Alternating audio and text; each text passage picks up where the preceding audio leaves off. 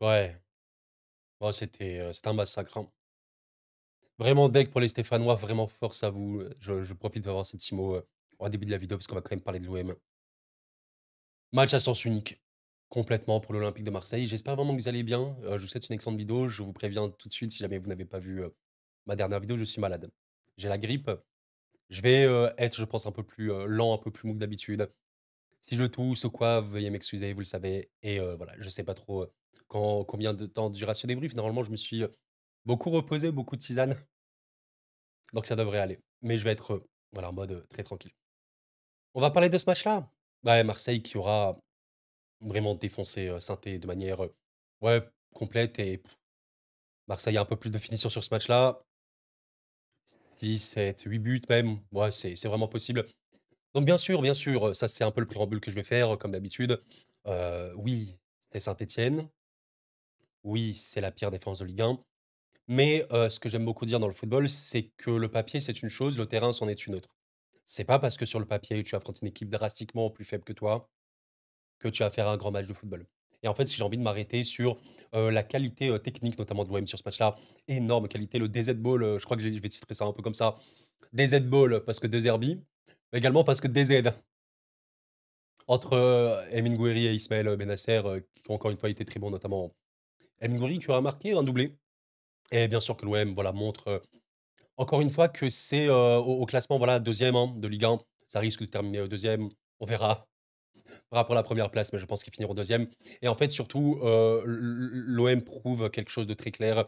C'est une équipe compétitive, cette saison qui, en fait, a un 11 titulaire maintenant avec les recrues, bah, énorme.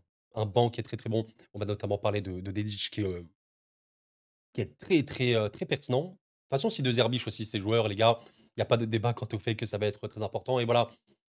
Soyons objectifs, il faut aussi reconnaître les choses quand elles sont bien faites et il y a pas que moi, il y a beaucoup, beaucoup de youtubeurs en vérité. Si vous prenez par exemple les Ricoba, BR10 entre autres, des youtubeurs PSG, Ricoba il fait également de la Ligue 1. Willou, entre autres, qui en parlait à l'époque, qui est un footballeur, enfin youtubeur, lyonnais. Ces gens-là disent, du bien de Marseille quand ils font des choses bien. Et oui, il y a pas de problème, on essaie d'avoir un travail d'analyse objectif, on essaie d'être pertinent et voilà, c'est comme Nasri, quand il dit des bonnes choses sur le PSG, bah, voilà, il le dit parce qu'il le pense et bien sûr que voilà, Marseille est très bon. Il y a pas de débat. Moi voilà, je suis Marseille cette année, bon, comme toute autre saison quoi, hein, mais globalement, il y a une réelle progression depuis, ouais, novembre, décembre, déjà ce match-là 2-1 contre Monaco était très bon, mais là, il y a vraiment un step up encore qui a été, qui a été franchi. Rien que quand tu prends ce match-là contre Angers, tu vois? Match dominé de A à Z pour les Marseillais. Il y avait pas de débat. Alors qu'Angers en première, sur la première confrontation au Vélodrome, a eu, certaines possibilités, a eu des moments de contre ou quoi, mais le contre-pressing marseillais était notamment excellent. 72 de passes réussies pour les Angevins sur ce match-là, ce qui est très faible. Ce qui est honnêtement très, très faible. Donc qualité de pressing, contre-pressing, notamment la perte énorme des Marseillais avec un match de Bennacer qui fut excellent. Honnêtement excellent. Donc je vois ça, c'est la progression d'équipe. Le jeu sans ballon notamment. C'est les principes de Zerbi et comme, j'aime beaucoup le dire, même si certains Marseillais n'aiment pas ça, j'aime bien dire qu'en ce moment, Marseille progresse en tant qu'équipe de manière extrême et tend à jouer comme une équipe d'extrême domination et forcément en Ligue 1, quand on pense à domination, on pense au PSG, c'est normal. Donc c'est pas, pour, provoquer ou quoi que je dis ça, c'est simplement, si vous voyez le jeu du PSG qui est dans la domination, dans le fait de ne rien laisser à l'adversaire, c'est l'objectif de Zerbi à terme. Entre autres, c'est voilà, comme le Barça ou quoi. À terme, on verra bien à quel point l'OM pourra progresser. Mais, Angers n'a rien quasiment rien eu, alors que c'est une équipe qui est quand même, voilà, connue cette saison pour avoir certaines situations à peu près tout le match. Ils ont rien eu, littéralement et Saint-Étienne ici, ouais, bah, les 2 grosses occasions à la fin en fin de match sur, un coup franc, tiré très bien par Davitashvili et le but ici de Stassin. Sinon, c'était une boucherie, quoi. Il y avait un match en première période très contrôlé, très maîtrisé, où voilà, Saint-Étienne a eu des miettes, comme on a l'habitude de voir chez toutes les équipes qui ont beaucoup de domination et une seconde période beaucoup plus débridée. C'est encore une fois très normal et un Marseille, qui a généré 8 grosses occasions. Vous enlevez le péno, il y en a 7. Ça, c'est des chiffres, waouh, c'est des chiffres énormes. J'étais en train de regarder un petit peu, regardez, au niveau de la passe, les occasions créées. Højbjerg, 4 occasions créées par la passe. C'est énorme. 3 pour Rémi Gouiri et c'est pour ça que moi, ce que j'aime beaucoup chez Gouiri, ce mec-là est très loin d'être, simplement un neuf, simplement un buteur. On m'a déjà posé la question, j'ai pas fait de vidéo sur Gouiri, j'aurais pu. Est-ce que Gouiri, il est bien pour l'OM? Je dirais que Gouiri est bien pour toutes les équipes et tous les coachs qui aiment la polyvalence. Gouiri est pertinent dans n'importe quelle phase de jeu de construction et potentiellement de finition. Et il te met un doublé ce soir, il crée 4 grosses occasions. Sur les expected assists, c'est le 3e du match. Après Højbjerg et Rowe qui auraient mérité une passe D honnêtement. Vous voyez un peu l'idée? Ça en dit long. Et j'ai envie de montrer, quand même, quelques petits buts. J'ai notamment envie de vous montrer là, je pense que c'est oui le doublé, de Gouiri, sur, une bonne transition, on va dire, marseillaise. Ici, regardez ce qu'on a. On a donc, vous voyez pas trop le ballon, mais voilà, il est là. Il est ici sur le terrain. On a donc, une défense de l'OM. Le bloc de Marseille va évidemment contre-presser pour, essayer de récupérer le ballon. On a ici, Gouiri, il me semble. Regardez un petit peu le bloc. Là, je crois qu'il y a Greenwood qui essaie de faire bloc sur le joueur stéphanois. Mais ce qui est intéressant, c'est que Sainté et il faut aussi féliciter cette équipe d'essayer d'ouvrir le jeu, hein. Ils ont changé de jeu récemment. Ils essaient d'être plus protagonistes, mais c'est très compliqué de jouer comme ça contre des équipes, qui peuvent te mettre à mal. Saint-Étienne essaie de relancer, regardez ici, alors vous le voyez pas trop bien, mais regardez un peu Bennacer. Vous voyez Bennacer là? Ça, c'est le contre-pression. La contre-pression de Marseille est vraiment bonne en ce moment, notamment parce qu'ils ont, des joueurs, qui peuvent faire ça. Højbjerg et Bennacer sont, je pense, les 2 meilleurs dans ce registre-là, notamment Bennacer qui est une vraie pile électrique, qui est un vrai parasite, un poison, hein, vraiment pour les équipes adverses. Donc là, il y a une relance qui essaie d'être fait par Saint-Étienne et voilà, parfait. Très, très, très bonne récupération de Bennacer. D'ailleurs, j'étais en train de regarder excusez-moi, j'étais en train de regarder les stats de Bennacer un peu, les récupérations, regardez un peu. Ah, il est là, 5 récupérations pour Bennacer sur ce match-là.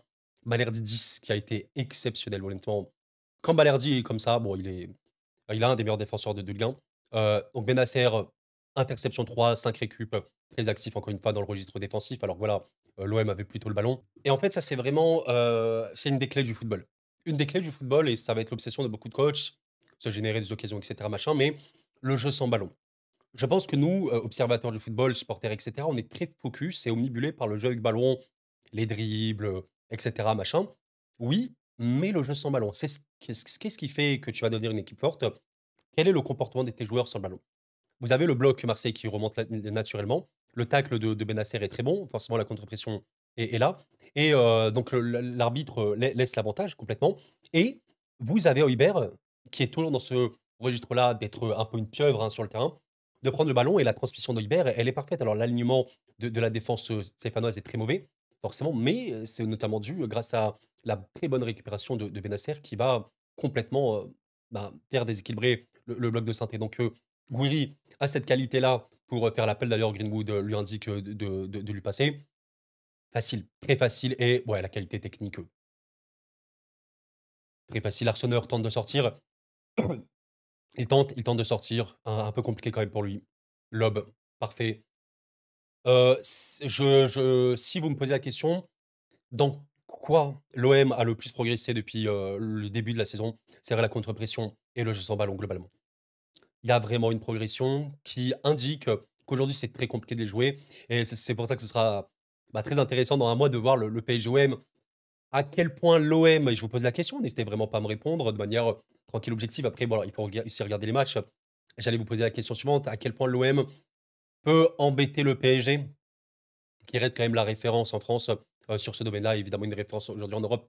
À quel point? Ce sera un vrai grosse confrontation, même si là, ouais, je pense que ça peut peut-être que c'est peut-être un peu trop tôt, quoi. Mais oui, bien sûr que là, aujourd'hui, ouais, c'est très, très, très bon. Honnêtement, hein, si on reste lucide, je pense qu'aujourd'hui, il y a des équipes qui ont un très bon niveau. Je pense à Nice qui est bon.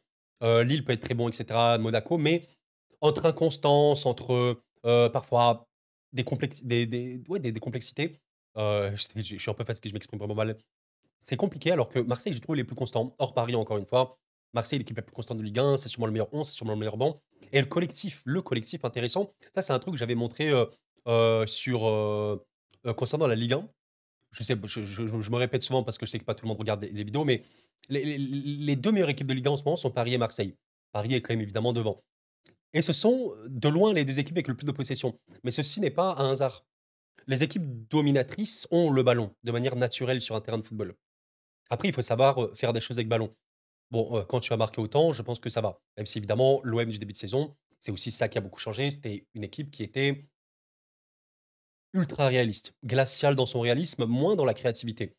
Ces derniers temps, c'est, je vais pas dire l'inverse puisqu'ils restent quand même, bons en réalisme, mais ils arrivent vraiment à générer des occasions et ça change tout. Donc ceci n'est pas anodin, ceci n'est pas du tout anodin. J'ai envie de vous montrer, le but de Murillo, qui aura fait un match, très pertinent également. Enfin, l'équipe marseillaise aura été, globalement très, très bonne. Allez, j'ai peut-être Merlin, mais Merlin, voilà, c'est comme d'hab, pourrait faire de meilleurs choix pour avoir une meilleure finition. Dedic risque de prendre sa place à un moment, mais Merlin aura eu, certaines possibilités. D'ailleurs, ici, regardez, on a, et Greenwood, qui voit ici Højbjerg, qui tend un peu le ballon, joue là-bas et quoi, mais il va tenter, le décalage, la passe longue, transversale, donc c'est très pertinent pour, déséquilibrer, potentiellement un bloc. Là, on voit qu'avec cette passe-là, Greenwood bat tous les joueurs, stéphanois ici.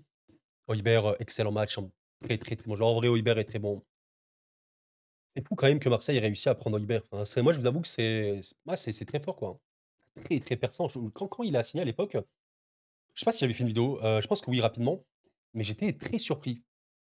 Mais comme quoi, voilà, l'OM peut recruter de très, très grands joueurs de foot. Il aura fait une vraie carrière, en sélection et en première ligue. Donc Højbjerg, ici, qui prend le ballon. Regardez la structure, stéphanoise, hein, avec, ici le joueur, devant la ligne de 4. Très, très facile pour Højbjerg ici. Tu as plein de possibilités. Regardez, il y a Gouiri qui lui indique l'appel en profondeur. L'intervalle peut être trouvé. Merlin offre une excellente situation ici. Rabiot peut rester, entrée de surface pour essayer de tirer. Le choix d'Højbjerg, se portera vers, Gouiri. Gouiri, va faire une remise. Alors, est-ce que c'est Gouiri? Ouais, c'est Gouiri, c'est ça. Ballon, très, très bien dosé évidemment, excellent à la passe. Gouiri va tenter de tirer. Il aurait pu mettre un triplé, hein, honnêtement, facilement. Larsonneur, arrête bien le ballon, frappe un peu molle, je crois, de mémoire. Récupération de Merlin qui va tenter la frappe. Encore un vrai, vrai bel arrêt de l'Arsenal Merlin marqué, mais le système des Zerbi, comme, notamment le système Luis Enrique, que vous pouvez voir au PSG avec Hakimi et Nuno Mendes extrêmement haut sur un terrain, dans les zones de vérité, ben là, Merlin tire, ça passe pas et ben, il y a l'autre de l'autre côté, c'est Murillo et là, ça a passé. C'est simple le football quand vous voyez ça. C'est très simple. Ne pas, heu, réussir aujourd'hui à mettre une intensité suffisante contre Marseille, c'est être vraiment en difficulté et aujourd'hui, ouais, Saint-Étienne. Ah, j'étais, très peiné pour eux. Honnêtement, à un moment, je disais: «Arrêtez le match». Quand je vois l'heure de jeu, il y a 4-0, arrêtez, arrêtez. Franchement, arrêtez le match, c'est terrible et tu as cette volonté de jouer. Tu as cette volonté d'ouvrir le jeu, mais c'est trop, trop dangereux. Tu peux essayer de jouer bloc bas, mais on l'a notamment vu, par rapport à Angers. Angers a joué bloc bas tout le match, ils n'ont pas réussi à ressortir le ballon. Preuve, de l'amélioration notamment du contre-pressing, donc voilà, match, excellent, là, but, parfait honnêtement pour les Marseillais et je veux quand même vous le montrer, le 1er but de Gouiri qui peut illustrer, l'importance aussi du jeu sans ballon. Mais d'ailleurs, je voulais remercier aussi, beIN Sport qui permet d'avoir des images directement après les matchs. C'est super plaisant parce que je peux illustrer et c'est ce que j'aime quoi, illustrer. Donc on a ici, alors je sais pas trop c'est qui, c'est pas Hubert quand même, je sais pas. Peut-être Greenwood, non je sais pas, peut-être c'est Gouiri, bref. En tout cas, il y a regardez ici, Rabiot, très, très intéressant. Il y a un appel de Rabiot. Il y a un appel de Rabiot dans la profondeur. Ah non, mais c'est Gouiri littéralement, après une récupération, je sais pas quoi. En fait, l'appel de Rabiot, c'est pour ça qu'il faut regarder le jeu sans ballon, Rabiot sert dans cette action. Rabiot n'est pas le passeur décisif sur, le premier but de Gouiri, mais il est celui qui va contribuer au but parce que ici, l'appel, qu'il va faire est très bon. Il permet à la défense stéphanoise de complètement déséquilibrer. Regardez Gouiri ici, et oui, il a l'espace pour tirer. Il a la lucarne à viser. On connaît la qualité technique de joueur, elle ne fait aucun débat. Ici, en plus, on a Greenwood, qui perturbe aussi les défenseurs, de Saint-Étienne. Très facile, très, très facile pour Gouiri. Alors, évidemment, il faut la marquer.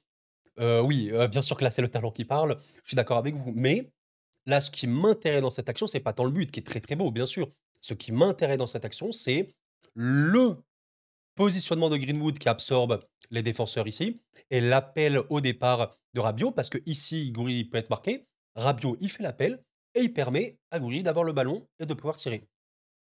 Voilà, tranquille et ça c'est le mieux, c'est vraiment le mieux et voilà quand, vous avez, Rabiot qui dit ceci: «C'est ce qu'on veut faire, ce qu'on veut mettre en place depuis le début de saison, on a tout bien fait» et ça m'étonne pas. Tu sens vraiment que, comment vous dire? Je vous laisse, vous rémunérer vous, Sparta Marseillais.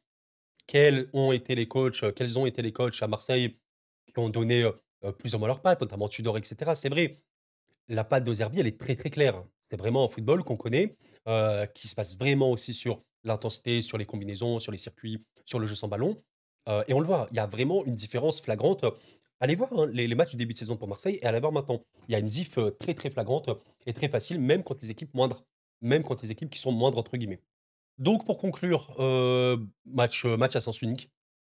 Regardez un peu le momentum. Saint-Étienne a eu quelques petites situations, mais on voit que les pics bleus, sont beaucoup, beaucoup plus importants. Ouais, le match aurait pu se finir, bien plus sévèrement que 5-1. Comme je disais précédemment, je pense que tout le monde a fait un vrai match. Benasser est sorti à l'heure de jeu environ, qui revient, Benasser revient, il a été blessé longtemps, donc on verra à quel point il pourra être important, mais bon, il est important de toute façon. Lui, c'est vraiment l'équilibrateur de l'équipe avec Højbjerg.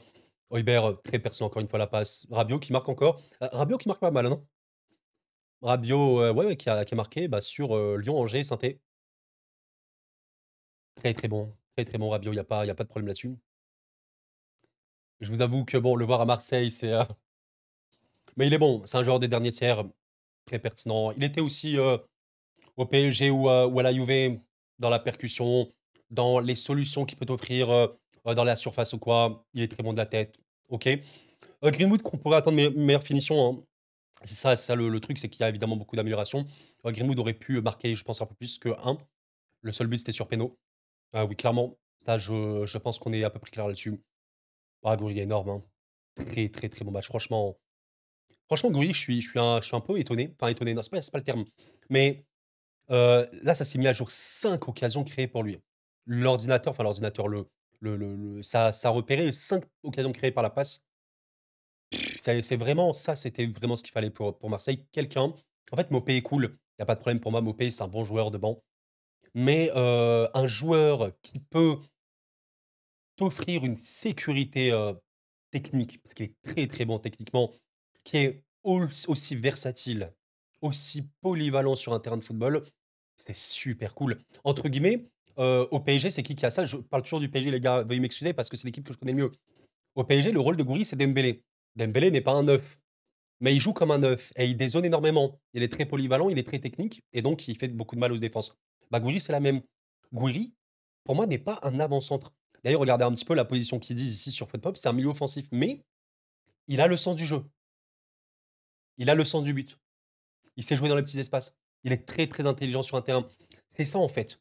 C'est ça. Et là, honnêtement, il fait un début à l'OM. Ah, il est énervé, le gars. Il est énervé. Il vient d'arriver. Il est arrivé quand? Il était là contre Brest, je sais même plus. Ah, parce que là, il a des stats qui sont un peu choquantes, là, honnêtement. Non, il était pas là, je crois, hein. Mais après, je suis en train de regarder Rennes-Brest. Ah non, oui, il était pas encore là. Ouais, en fait, c'est ça. Je crois il est arrivé à Lyon, contre Lyon. Donc voilà. Il sera rentré. Ah oui, oui, la passe assez formidable, je crois. Oui, oui, sur. Je sais plus quel but. Mais oui, ça me dit un truc. Ça me dit un truc. Bah, je crois que c'est le but de Greenwood. Donc, passeur contre Lyon. Ici, on a ouais, double passeur ici contre Angers. Excellent la passe. Ouais, il est très bon, hein. Et aujourd'hui, il est double buteur. Et honnêtement, il aurait pu être passeur. Ah, il aurait pu être passeur à 100%. Bah, il est très bon. Ça, c'est vraiment une des. On parle beaucoup de Benacer, d'Hojbjerg et tout, bien sûr, c'est les poumons de l'équipe, c'est l'importance, et cetera, pour le jeu, pour le bien-être de l'équipe, il y a pas de problème. Mais il faut un mec qui soit fort en attaque. Qu'une équipe de football soit bonne, tu dois avoir quelqu'un devant qui est, ultra versatile, qui peut être polyvalent, surtout dans ce genre de système-là, les systèmes très modernes, on demande des joueurs comme ça. Je vous ai parlé de Mouiri tout à l'heure qui avait marqué, Dedic, il est vraiment dans cet apport-là, extrêmement important aussi, Gouiri et c'est intéressant, voilà, pour terminer, je peux quand même parler de Dedic qui aura fait une vraie, vraie bonne entrée. Je vais essayer de voir si je trouve l'action qu'il a pu faire. Bon, malheureusement, j'ai pas l'action que je voulais trouver, mais j'ai trouvé au moins le dernier but de Marseille. On a ici, je crois que c'est encore Gouiri, peut-être, qui va balancer le ballon. Je sais pas si c'est Gouiri, peut-être, je sais pas. L'appel ici, vous le voyez en bas de Dedic, très, très bien placé. On voit que le bloc stéphanois est complètement déséquilibré. La passe, il me semble d'Emin Gouiri. Non, non, je crois pas. Je crois qu'elle était sortie, est très, très bonne. Bon, la qualité est très mauvaise, je suis désolé, les gars. Pour Dedic qui remet, directement comme ça, long de cage et c'est repris par Rabiot. C'est probablement un joueur qui fera beaucoup de bien à l'OM, qui est en vrai, je pense, sera titulaire et Merlin en tant que doublure sera, je pense, assez pertinent et voilà, il aura fait une très bonne action, sur, je sais plus si c'était un il aura déséquilibré le bloc, il aura fait beaucoup de dégâts et voilà, il est très fort, apparemment assez technique, versatile, surtout un peu un faux follet. C'est, je pense, ce dont a besoin, l'OM. Bref, bah, au final, j'aurais tenu 20 minutes, je suis content, je me suis beaucoup reposé les gars, j'ai passé les 24 dernières heures à dormir, c'était même pas une blague. 4 tisanes en 24 heures. Est-ce que c'est bon pour vous? Merci d'avoir suivi la vidéo en tout cas. Pensez au petit like avant de partir. On va suivre ça avec intérêt, avec attention, hein. C'est, des équipes qui progressent, c'est cool, c'est bien. Ouais. Ouais. Ça peut être très intéressant de voir ça aussi pour les saisons à venir. Avant Paris, il y a des matchs importants pour Marseille et évidemment ce match-là, bah, il va être très important. On verra bien. On verra, en espérant que Paris soit qualifié en huitième de la Ligue des Champions, enfin en quart plutôt, parce que le 16 mars, les huitièmes de finale, retour auront été joués. Donc je t'avoue que j'ai pas trop envie d'affronter Marseille en étant éliminé. Ce serait, vraiment catastrophique. On va voir ça. On va suivre ça avec attention. Merci d'avoir suivi la vidéo les amis, prenez soin de vous et la paix sur vous.